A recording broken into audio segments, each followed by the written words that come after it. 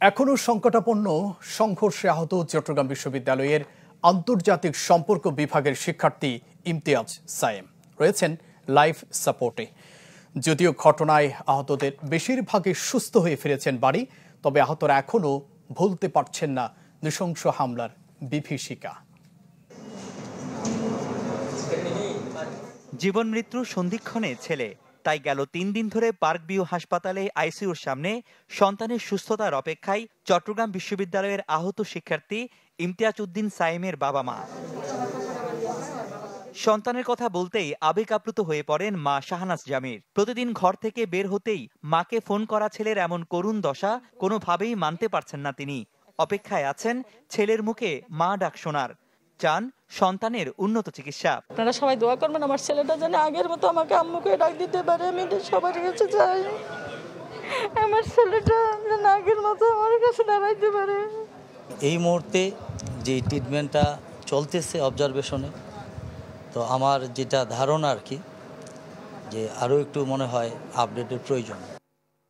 চিকিৎসকদের দাবি এখনো সংকট কাটেনি সায়েমের, হয়নি অবস্থার উন্নতি। তবে অপেক্ষাকৃত উন্নতি হয়েছে আইসিইউতে থাকা আরেক শিক্ষার্থী মামুন মিয়ার। ফিরেছে জ্ঞান, কথা বলেছে স্বজনদের সাথে। হ্যাঁ চিনতে পারছে আমাকে। আমি যে গেছি উনি ঘুমের অবস্থায় ছিল, তো পরে আমি নার্সকে বলছি, উনি পরে ডাক দিয়ে দিচ্ছে। পরে আমি বলছি মামুন, তো সাথে সাথে চিনতে পারছে যে মামা আসছেন আপনি। আমি বলছি হ্যাঁ আসছেন। সাইমেটটা আমরা ট্রাই করছি তার উইথড্র করার জন্য, কিন্তু তার জিসিএস লেভেলটা, জ্ঞানের লেভেলটা এখনও আপ টু দ্য মার্ক হয়নি। অর্থাৎ যেখানে 15 থাকার কথা সেখানে 5-6, তার তেমন কোনো চেঞ্জ আসে নাই, এখনও স্টেবল আগের মতোই আছে আর কি। শারীরিক কিছুটা উন্নতি হলেও ঘটনার বিভীষিকা এখনো ভুলতে পারেনি চট্টগ্রাম মেডিকেলে ভর্তি অন্য আহতরা।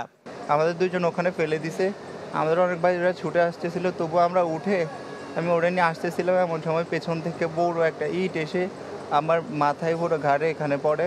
এরপর আমি সবকিছু অন্ধকার দেখি। আমার বন্ধু, বড় ভাই, আপু অনেকেই আহত হয়েছে, অনেকের অবস্থা আশঙ্কাজনক।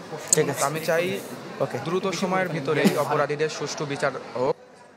স্বাস্থ্য বিভাগের তথ্য মতে মঙ্গলবার দুপুর পর্যন্ত হাসপাতালে ভর্তি 3 জন। সব মিলে শনি ও রোববার সংঘর্ষে আহত হয়ে চিকিৎসা নিয়েছেন মোট 537 জন, যাদের 95 ভাগই বিশ্ববিদ্যালয়ের শিক্ষার্থী। রনি দত্ত, চ্যানেল 24, চট্টগ্রাম।